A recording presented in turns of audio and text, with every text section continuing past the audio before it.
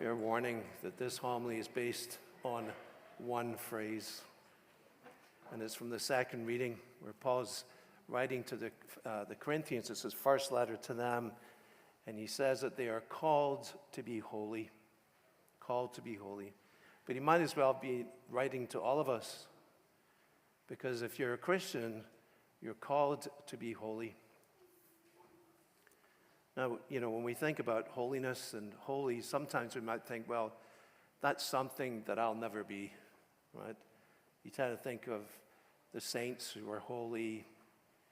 Maybe Pope Leo, he's probably pretty holy. Father Ryan. It's interesting. That's the same reaction I got at every Mass. And I'm going to tell him.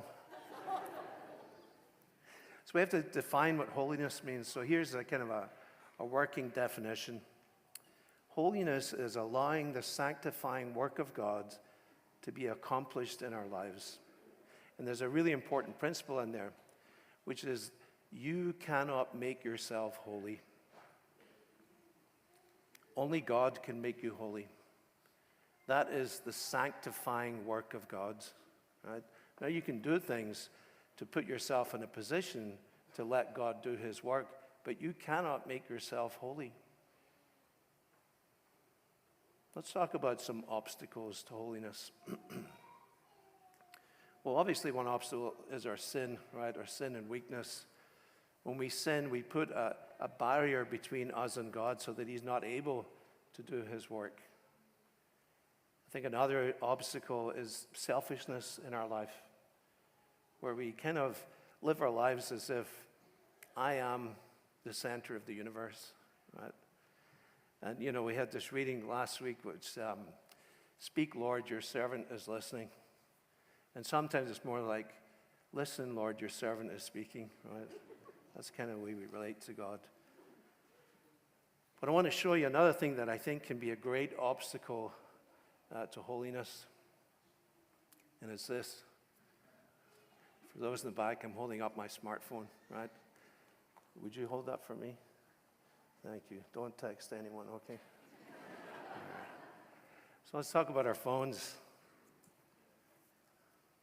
The average American looks at their phone 186 times a day.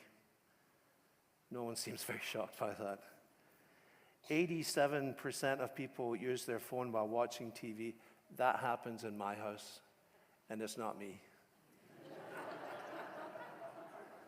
56% of Americans use their phone while eating dinner. 68% of people use their phone while on the toilet. Now that's disgusting. 60% of people have texted someone in the same room. You've done that. I know you've done it. Almost 50% of people sleep with their phone at night, and 41% of people feel panic when their battery gets below 20%.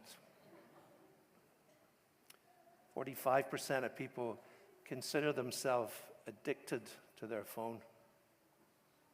And 30% of people use their phone while they're driving. That's a terrible statistic. But the truth is our phones are like a blessing and a curse, right? I mean, I can communicate with my family on the other side of the world, right? We can send each other messages. We can video chat. I mean, it's wonderful. You can have the Hallow app on your phone. You can, listen to the Bible in a year. There's tremendous things that you can do with your phone. But it's also true that there are very dark places of the internet that you can go with your phone. Places where the human body is objectified and the dignity of the human being is degraded almost beyond recognition. That's the problem.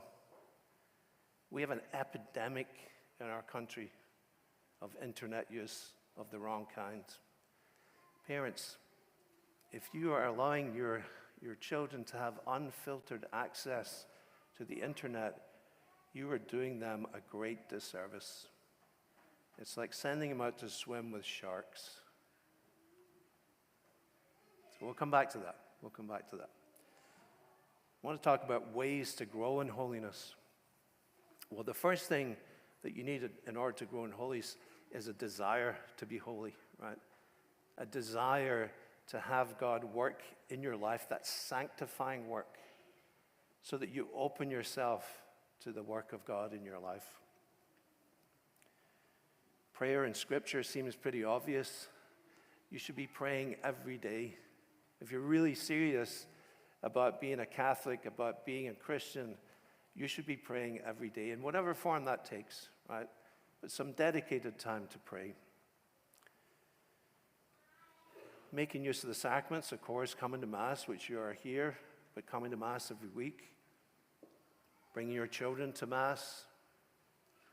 Making use of the sacrament of reconciliation, perhaps especially in relation to internet use, right? The beauty of the sacrament of reconciliation is it's always a moment to begin again, right? To lay down the things, the burdens that we have, the sins that we have, and to be forgiven of them and to begin again, right? Restored to our baptismal purity.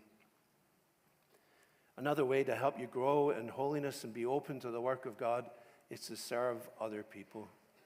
Some way to serve other people. Because when you're serving other people, you're usually not thinking about yourself, right? And then lastly, a way to grow in holiness is to develop the virtues, to grow in virtue, to grow in our virtues and to reduce our vices. That's kind of sometimes the goal of life. So we do those things. And then when it comes to the phone, again, having a bit of discipline with your phone, right? There's a thing, some of you have heard the phrase doom scrolling. You know what that is? Doom scrolling is where you just scroll from one negative piece of news to the next. On and on and on, and then you wonder why you're depressed, right? But perhaps being disciplined.